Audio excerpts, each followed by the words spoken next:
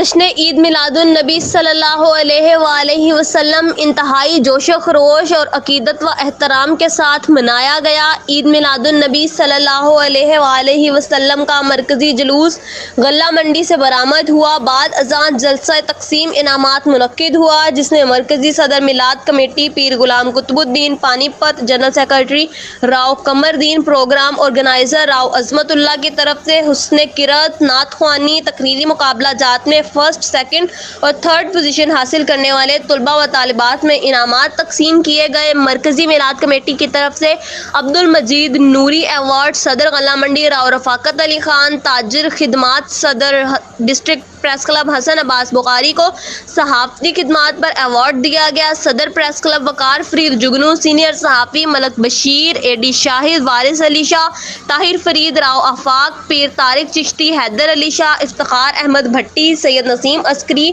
محمد احمد وٹو، عمران ہاشمی، راؤ علی جوہر اور دیگر صحافیوں کی دستار بندی کی گئی۔ تقریب تقسیم انعامات کے مہمان خصوصی چیئرمین بلدیہ چودھری مظہر Iqbal, Pir Hamid Dewan Chishti, vice chairman Chaudhry Israr Ahmed, chief officer municipal committee Javed Aslam, Malik D S P head quarter Malik Zakir Hussain, Allama Qari نیاز جاوید بخاری تھے۔ پاک پتن سے رپورٹ کر رہے ہیں سید حسن عباس بخاری۔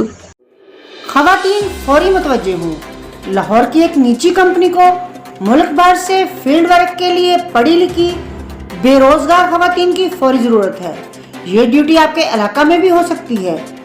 ابھی فون اٹھائیں اور کریں ہم سے رابطہ۔ مزید معلومات کے لیے 03040014569